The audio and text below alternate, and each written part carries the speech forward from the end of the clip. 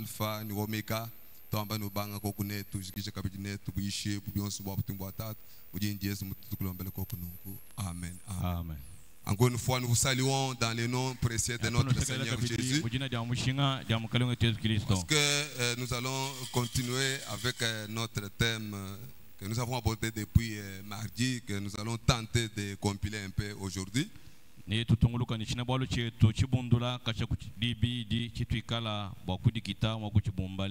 Alors, on avait parlé sur que faut-il pour mener une vie chrétienne.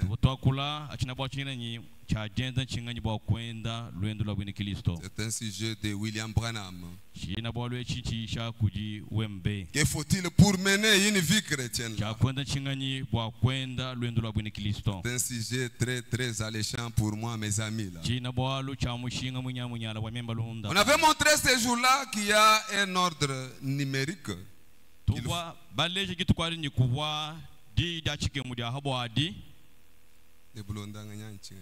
Ordre numérique qu'il faut passer pour mener une vie chrétienne selon les Écritures.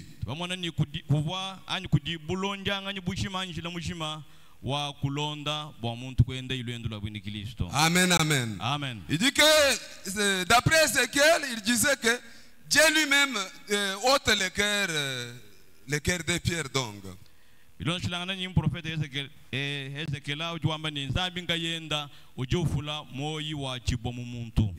cœur de pierre.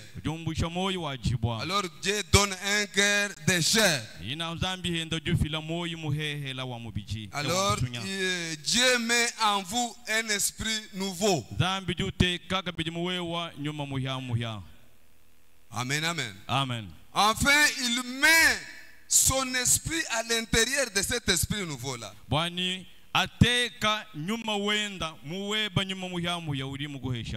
Amen. Amen. C'est alors que tu peux mener une vie chrétienne. C'est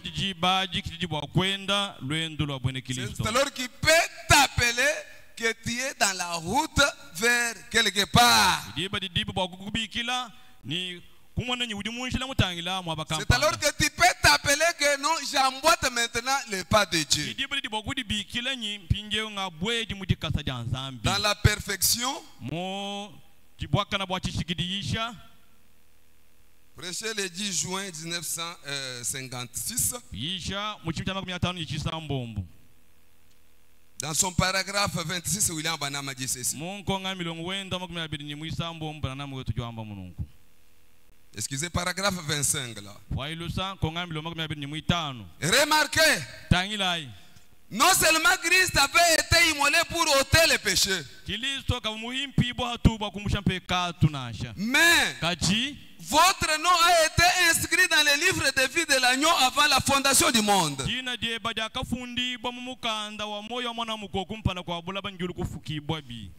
a inscrit votre nom associé au sien.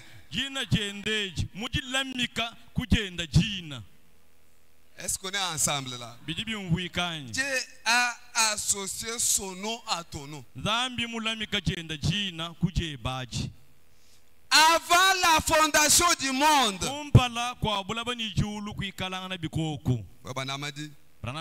Eh bien, Satan effraie les gens aujourd'hui. Il les amène à douter de cela.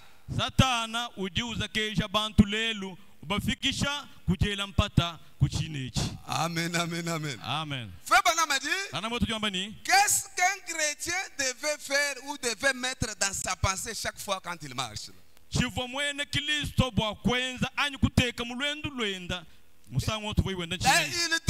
croire constamment chaque jour que moi ici je suis fils ou fille de Dieu, c'est tout.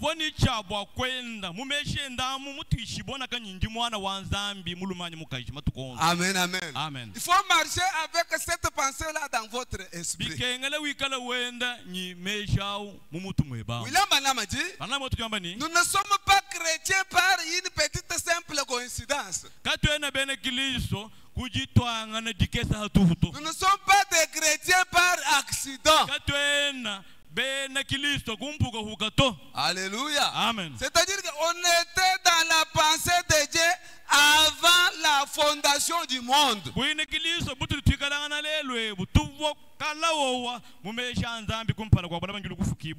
Alléluia. Amen. C'est là où il dit un chrétien de souche.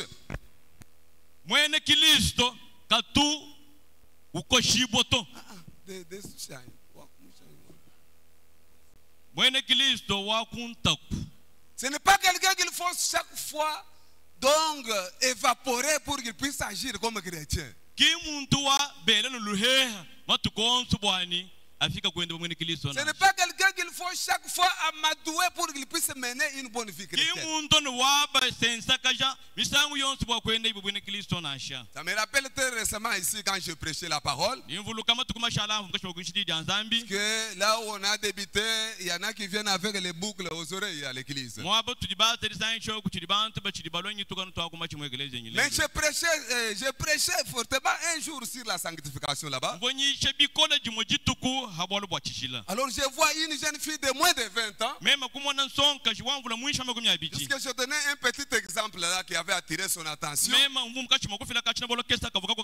Je disais que si Dieu voulait que l'homme fume ou la femme fume la cigarette, il pouvait donc créer l'homme ou la femme avec un cheminée à la tête ici. Qu'un cheminée. Pour que quand il fume ici dans la bouche, la fumée puisse sortir un peu de ce cheminée. Alors dit que quand Dieu a créé le nez et la bouche, ce n'est pas pour que les fumées de cigarettes entrent ici et qu'on sort ici comme les trains.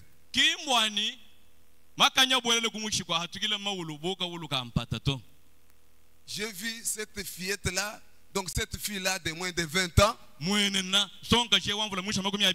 Elle avait des boucles d'oreilles. Alors quand j'ai prêché là, j'ai remarqué qu'elle enlevait vite. Sans pour autant qu'un huissier aille lui dire que non, enlevez les boucles d'oreilles.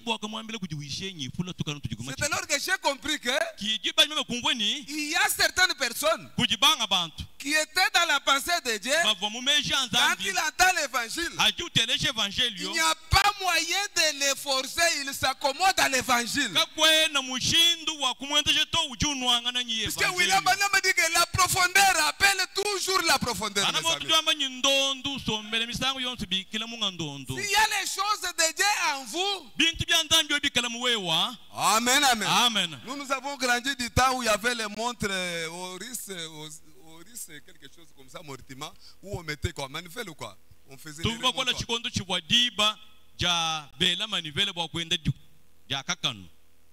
Vous faites comme ça, vous tournez les remontoirs.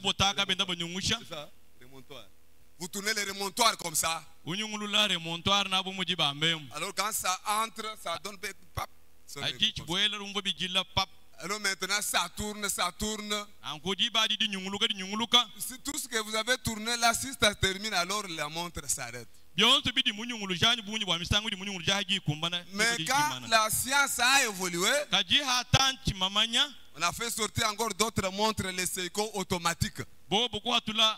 Quand vous marchez, vous balancez seulement les bras comme ça.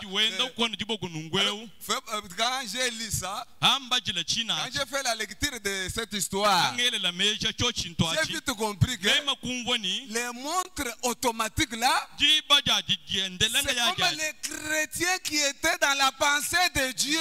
Pour eux, la vie chrétienne, c'est quelque chose qui vient soi-même chaque jour. Alléluia. Amen. Que faut-il pour mener une vie chrétienne? Frère Branham dit dans Dieu tient sa parole, deuxième partie. Il dit que les chrétiens ont la nature des chrétiens. Amen, amen. Tu n'as pas droit de leur dire d'aller à l'église. Ils ont quelque chose à dire qui les dit allez à l'église. n'as pas droit de dire aux chrétiens ne fumez pas. Est-ce qu'on est ensemble là? Il y a quelque chose à dire. Ils ne peuvent pas tolérer un peu la cigarette. Un jour avait prêché quelque part, il disait que fumer ce n'est pas un péché, boire ce n'est pas un péché. Alors un frère il régénérait qui écoutait le William Branham. Tu voulais fonder une doctrine à partir de là. Il a dit qu'aujourd'hui Branham a parlé clairement qu'il faut fumer et boire. Alors quand on est venu informer William Branham, William Branham a compris que les frères n'avaient pas atteint un niveau où il fallait comprendre la parole. Quand il a le goût de fumer et de boire, lui-même il est loin d'être appelé chrétien. Amen, amen. Un chrétien, on ne peut pas le dire ne bois pas, ne fume pas. Lui-même sait que ce n'est pas ma nature.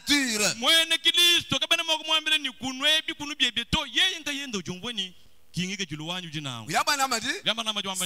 chrétien s'absente à l'église, c'est comme s'il est en train lui-même de périr là.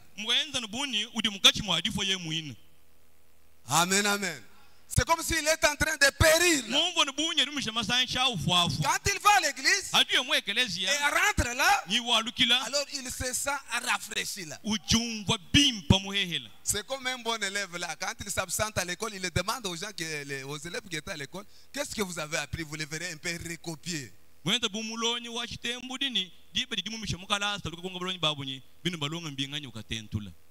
Amen, amen. Amen. Donc, que faut-il pour mener une vie chrétienne?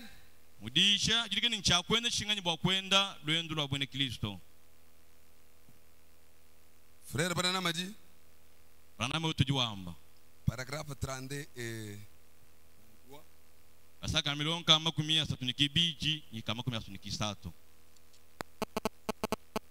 ici. Maintenant, j'aimerais que vous écoutiez attentivement. Un instant avant, j'aimerais que vous remarquiez une chose.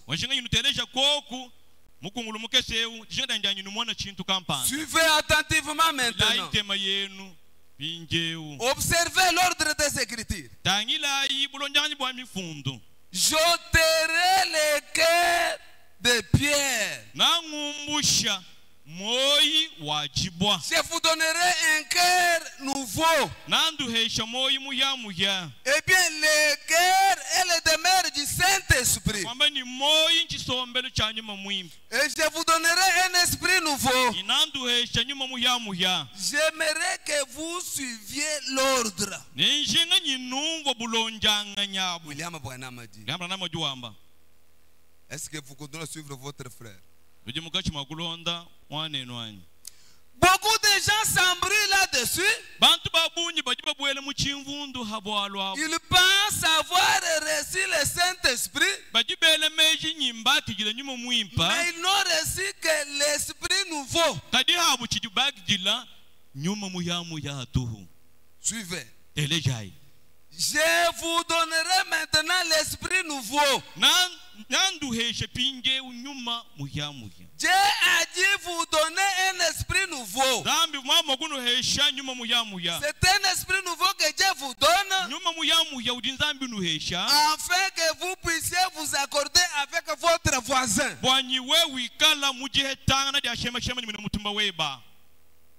Et vous ne pouvez pas vous accorder avec vous-même, avec cet esprit nouveau-là. Vous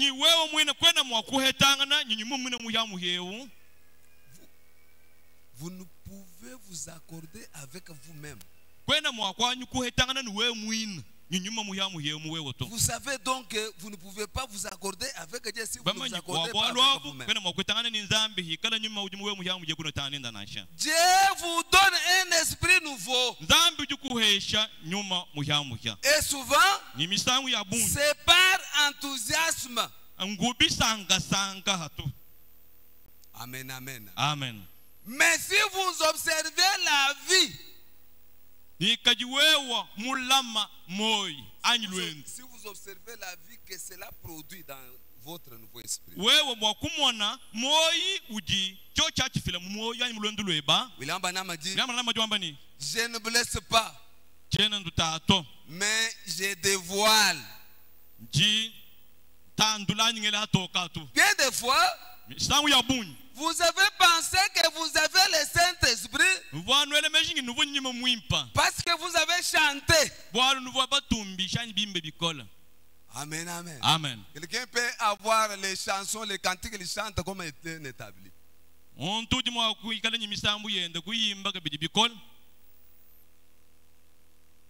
Voir comme si c'est l'essentiel. Mais Branham dit qu'il faut avoir la vie qui suit les chansons.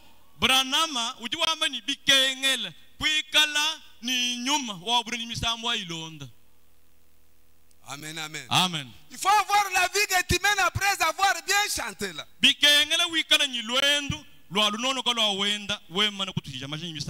William Branham dit, oh, j'ai parlé en langue. Même si c'est proche de la vérité, il dit que ce n'est pas encore le Saint-Esprit. Le Saint-Esprit a rendu témoignage à Jésus-Christ.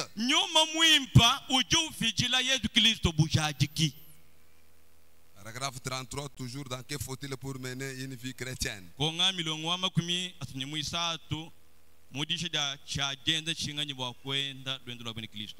Dit ceci. 33. Eh bien, il a ôté. Qu'a-t-il fait? Il vous donne un cœur nouveau. Il vous donne un esprit nouveau. Et il met son esprit en vous. Son esprit en vous. C'est juste. Vous n'avez pas à aller ça et là, prétendre être un chrétien. C'est l'esprit nouveau produit une nouvelle vie. Le Saint-Esprit va dans votre esprit nouveau, dans votre cœur nouveau, votre esprit nouveau. Le Saint-Esprit va au centre de votre nouveau esprit là. Il dit que c'est comme un ressort principal. Amen, amen. Amen. C'est là où William Branham dit.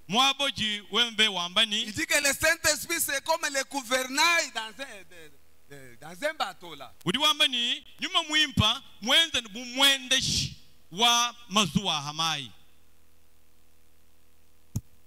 Oui, le gouvernail c'est un petit truc qui est à l'intérieur de l'eau. Alors c'est ce qui fait tourner tous les gros bateaux que vous voyez donc là. Il dit que c'est ça le rôle du Saint-Esprit dans le cœur de quelqu'un. Alors c'est le Saint-Esprit qui vous conduira. Puisque l'homme est tripartite là. L'homme a le corps, il a l'esprit, il a aussi l'âme. C'est l'âme à l'intérieur qui ira dans la présence de Dieu. L'homme a dit, Dieu ne nous a pas doté de 5 sens pour que les 5 sens puissent nous diriger. Amen, amen. Amen. Dit que les 5 sens c'est pour nous mettre en contact avec le monde extérieur. Alors c'est l'homme qui est à l'intérieur qui doit nous conduire. Alléluia. Amen. C'est pourquoi il y a un ordre pour mener une vie chrétienne. D'abord Dieu lui-même ôte le cœur des pierres. Alléluia. Amen. Alors il vous accorde le cœur de chair. Un cœur sensible à la parole. Un cœur qui peut recevoir la parole de Dieu. Alors dans le cœur de chair là, qu'est-ce que Dieu fait? Il met un esprit nouveau. Alors un esprit nouveau qui n'est pas le Saint-Esprit. Amen, amen.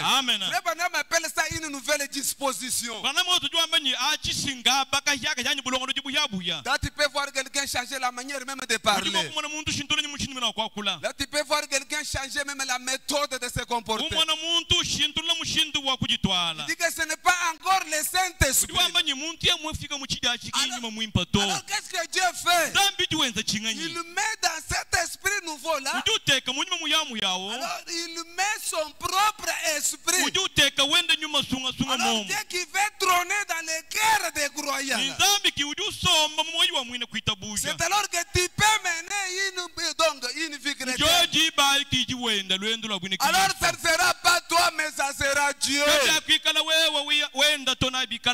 quelque chose que tu dois graver dans votre esprit ce soir. Et que moi ici, j'étais en Dieu avant la fondation du monde. Alors si j'étais en Dieu avant la fondation du monde, je dois me comporter en conséquence des causes. Alors je dois vivre comme un chrétien. Alléluia. Ne soyez pas comme des chrétiens de super bon marché. Amen, amen. Amen. Des chrétiens frontaliers. Des chrétiens bébés. Dieu, quand il nous appelle, c'est pour que nous puissions arriver à la maturité. Dieu n'a pas besoin de bébés. Dieu veut que vous puissiez grandir afin qu'il puisse vous adopter dans son royaume. C'est pourquoi quand je lisais ces histoires ici, mes amis, j'ai compris que dans la Bible ici, il y a des épîtres qu'on a dédiées aux gens qui n'ont pas réellement atteint la maturité dans la parole de Dieu.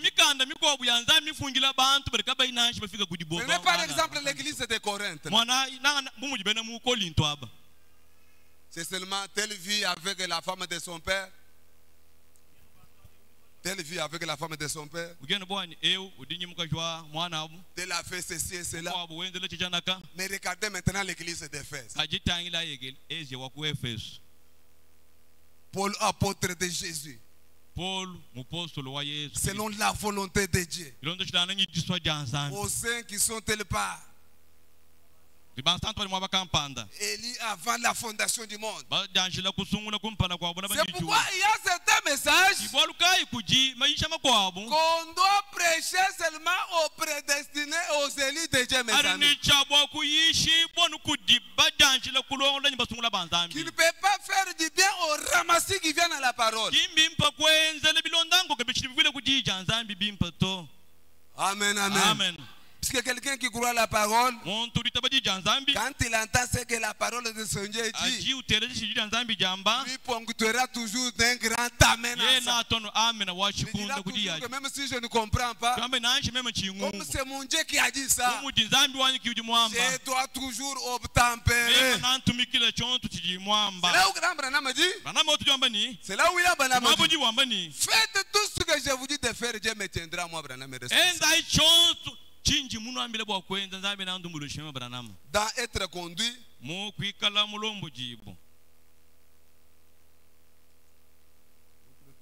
faut-il pour mener une vie chrétienne?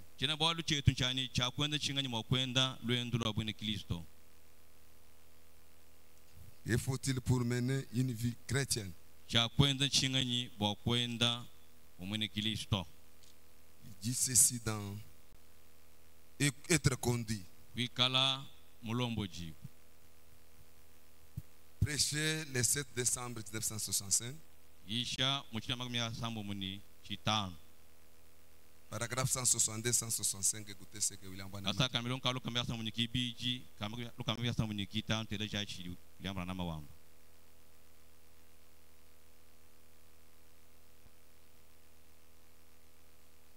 Dis ceci.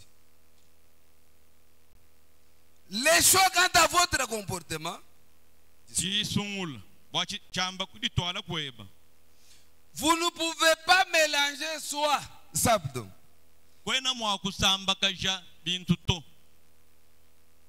Soit vous êtes pour Dieu ou contre Dieu.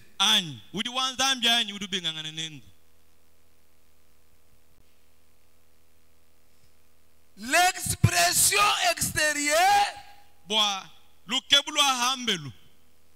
montre exactement ce qu'il y a à l'intérieur.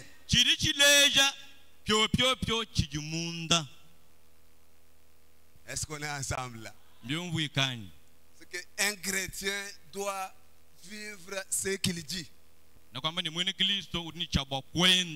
Qui est hypocrite? C'est celui qui dit autre chose dans la bouche aussi longtemps que dans le cœur il y a autre chose. Comprenez, me dit que soyez vous-même, Dieu vous bénira. Ne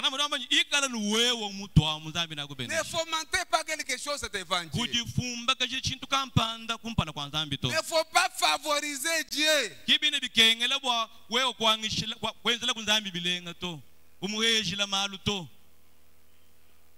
Quand il vient à Dieu, venez comme vous êtes.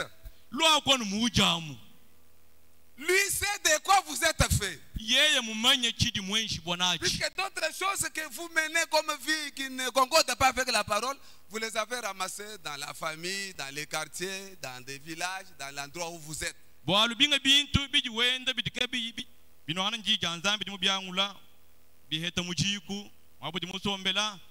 Alors quand vous venez à Dieu, lui comme il te connaît à fond,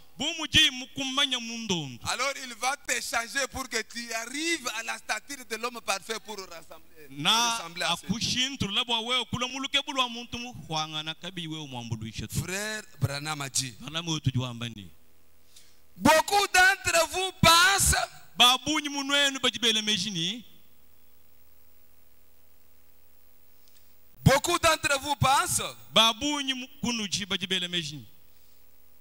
j'ai le baptême du Saint-Esprit, je vais au ciel. Cela ne veut pas dire du tout que vous allez au ciel, non messieurs.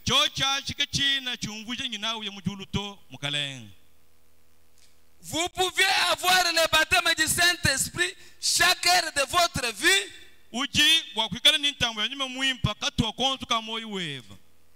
être quand même perdu et aller en enfer. Être.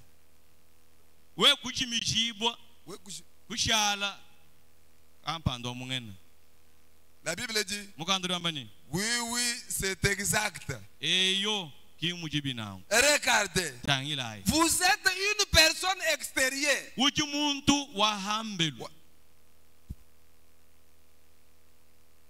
Vous avez 5 sens qui contactent le corps extérieur.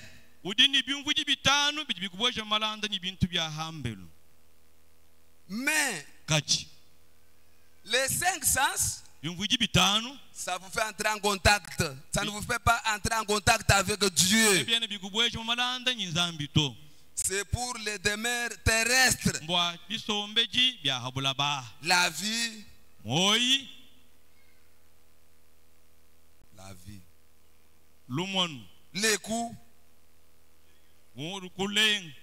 Les toucher. L'odorat. Lui. Mais vous avez un esprit à l'intérieur.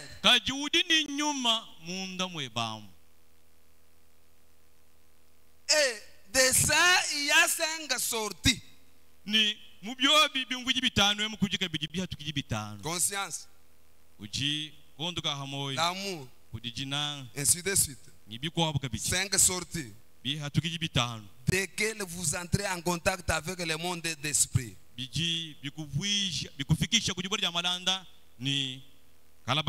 Par votre esprit là. Mais votre partie physique entre en contact avec ce qui est physique.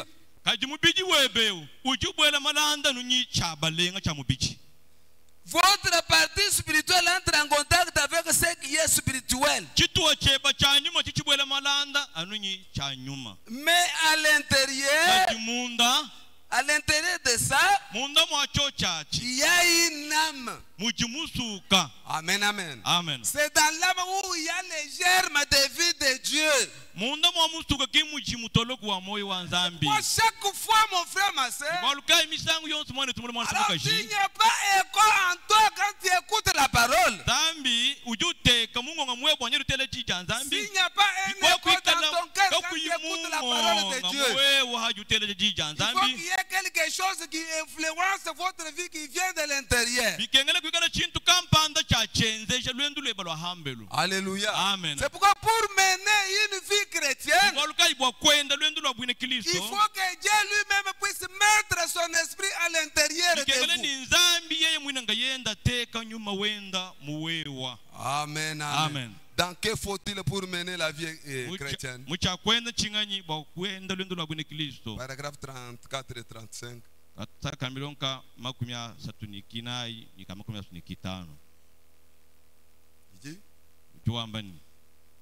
Quand vous recevez le Saint-Esprit, il va directement au centre de votre nouvelle disposition. Oh, direz-vous, j'ai cessé de boire. J'ai cessé de fumer. Je ne me sens pas vrai, je me sens une personne changée. Hop, un instant, vous n'avez reçu qu'un esprit nouveau. Mais le Saint-Esprit, au centre de cet esprit-là, il vous amène à chaque action importante. Tout intellect, tout, eh bien, vous accordez avec le centre de la roue de Dieu.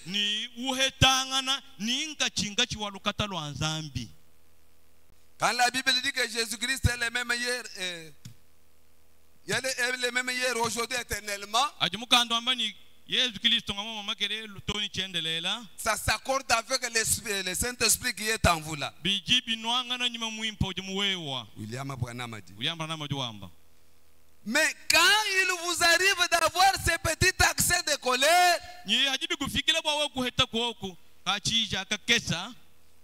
d'exploser,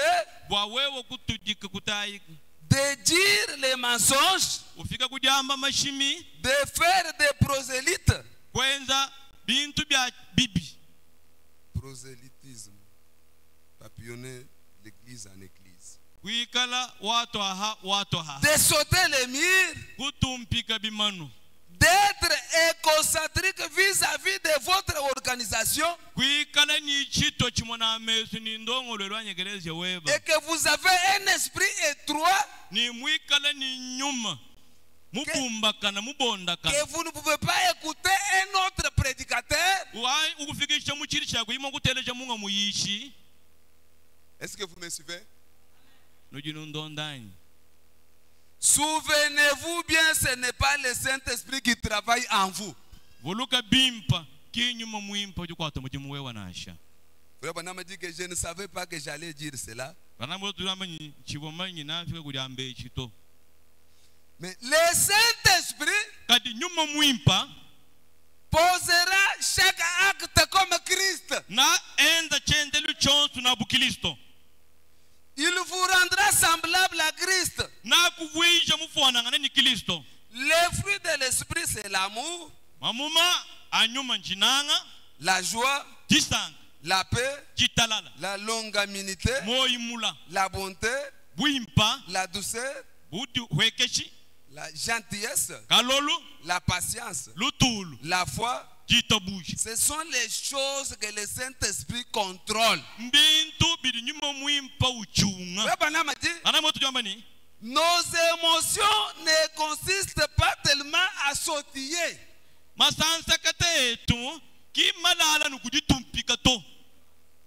Vous pouvez le faire.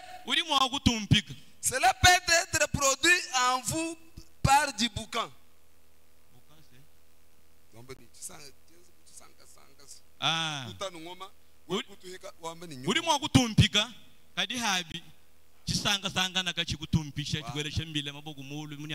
Mais le Saint-Esprit vous met en action. Ou plutôt, vous place sous le contrôle de Dieu.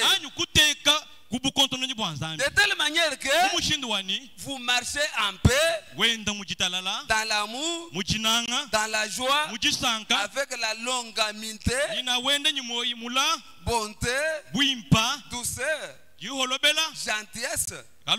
Voyez-vous, ce n'est pas quelque chose que vous faites. C'est quelque chose que le Saint-Esprit fait en vous. Ce n'est plus votre propre pensée intellectuelle. C'est une action du Saint-Esprit dans votre subconscience.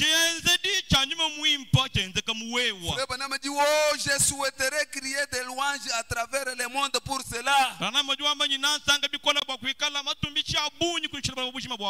dit que l'église du Dieu vivant, c'est là que notre mouvement pentecôtiste a failli. Alléluia. Amen. Et il distribue le Saint-Esprit comme les biscuits. Alléluia. Amen. Alors il te dit sauter, tu sautes beaucoup, tu sens les vertiges, tu as reçu le Saint-Esprit. Alors il dit Jésus, tout le monde crie Jésus et pense que voilà le Saint-Esprit. C'est un Dieu de la différence. C'est pourquoi nous avons montré comment nous pouvons vivre pour mener la vie chrétienne.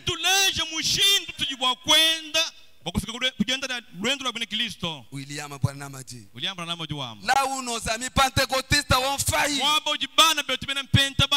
nous avons une musique faite de mains d'hommes. L'émotion suscitée par les battements des mains et les sautillements.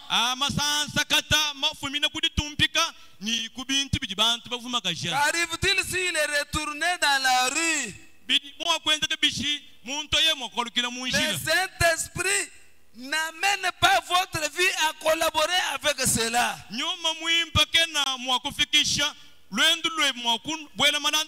C'est-à-dire que nous n'avons pas reçu le Saint-Esprit. Le Saint-Esprit, ce n'est pas du lait engrammé. Donc,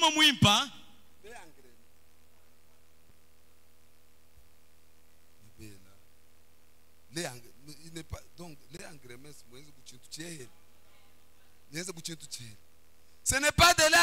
frère. C'est dont l'église a besoin. La vie ne peut venir que par le Saint-Esprit. Amen, amen. Amen. Que faut-il pour mener la vie chrétienne? D'abord, on ôte Dieu, ôte le cœur de pierre. Alors, il vous donne le cœur de chair. Alors, il vous donne un esprit nouveau. Dans cet esprit nouveau, lui-même met son esprit là-bas. C'est alors que tu peux mener une vie chrétienne. Dans que faut-il pour mener? C'est peut-être là où nous allons un peu chuter.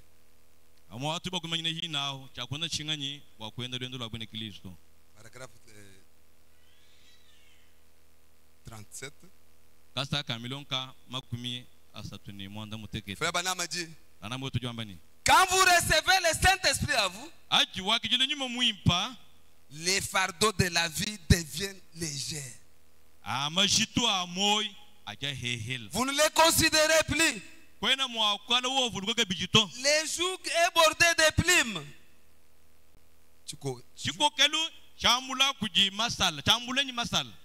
Il devient très léger. Les gens vous accablent. Les gens donc. Vous êtes comme Samson au portail de Gaza. Il soulevait les grands portails d'airain. William Branham a dit, quand vous arrivez à être possédé par le Saint-Esprit,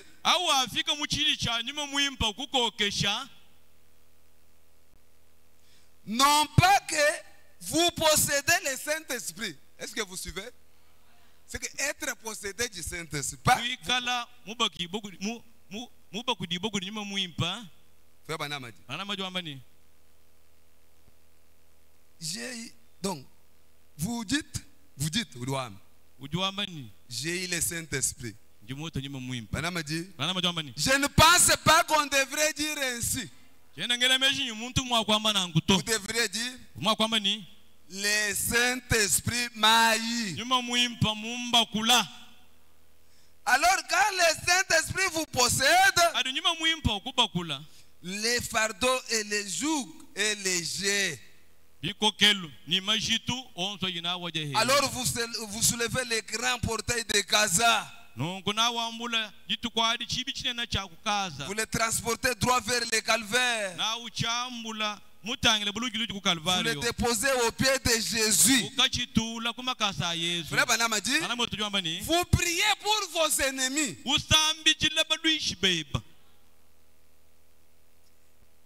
Pas avec Arangine.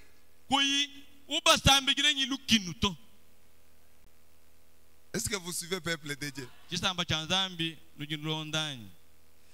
Pas avec Arangine.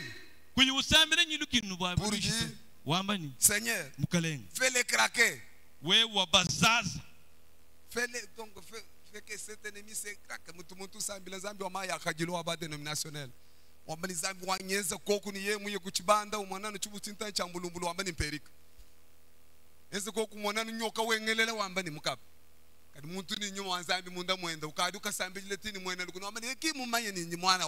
Puisque la Bible dit que la vengeance et la rétribution appartient à Dieu. Toi, tu ne peux pas venger à la place de Dieu. Alors Dieu, quand il veut venger à ta place, toi-même tu peux avoir pitié.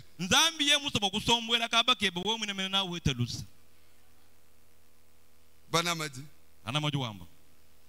vous priez pas avec Arangine. Arangine. Seigneur, fais-les claquer. Mais avec quelque chose dans votre cœur qui dit, oh Dieu bien-aimé, cet homme est comme moi. Voyez? C'est ce qui manque à l'église, mon ami. C'est pourquoi nous devons reprendre. Amen, amen. Amen. Recommencer. Amen, amen. Amen. Pas un cœur rapiécé, mais un cœur nouveau. Amen. Alléluia. Amen. C'est pourquoi, mon frère, ma soeur, pour mener la vie chrétienne, il faut que Dieu lui-même ôte ce cœur de pierre là. Il puisse mettre lui-même son esprit en vous. C'est alors que tu dois marcher comme chrétien. Laissez-moi vous dire que vous avez le brin de vie de Dieu en vous là. Amen, amen, amen. Un chrétien, on ne le force pas à agir comme chrétien. Frère Branham parle des maïs fabriqués par les machines et notre maïs original ici. Il dit que vous voyez, les maïs fabriqués par les machines, ils ont les mêmes saveurs que les maïs, que nos maïs originaux. Alors quand vous les regardez, les maïs fabriqués par les machines, donc ça brille plus que nos maïs. Il dit que mais pour trouver la différence, c'est aimer ces maïs. Amen, amen. Amen. Pour voir un véritable chrétien de souche qui peut chanter dans la chorale, Il peut sauter quand on prie. Il peut crier quand on fait n'importe quoi. Mais observez la vie qui l'accompagne. Amen,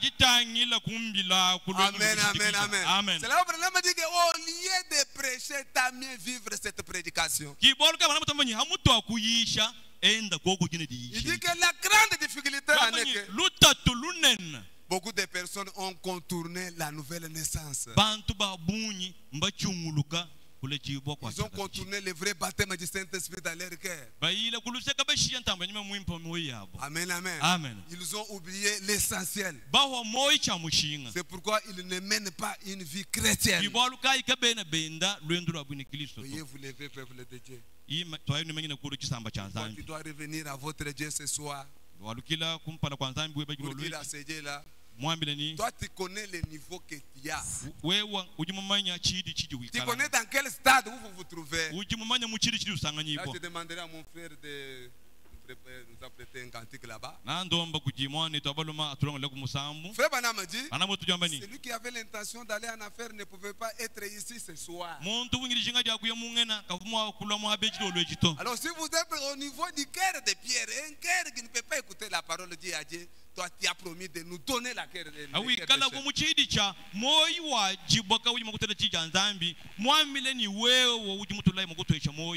notre Dieu est plus que capable, il ne peut pas vous appeler pour vous perdre ici.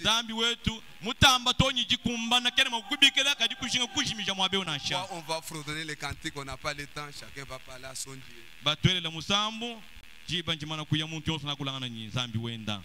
Dis-moi bolo, jamujila, ngendambanda, dimadioso, samilane, zambiwa. Parlez à votre Dieu. Bande shamya baya kolo umbandishe yeso feke mama mojo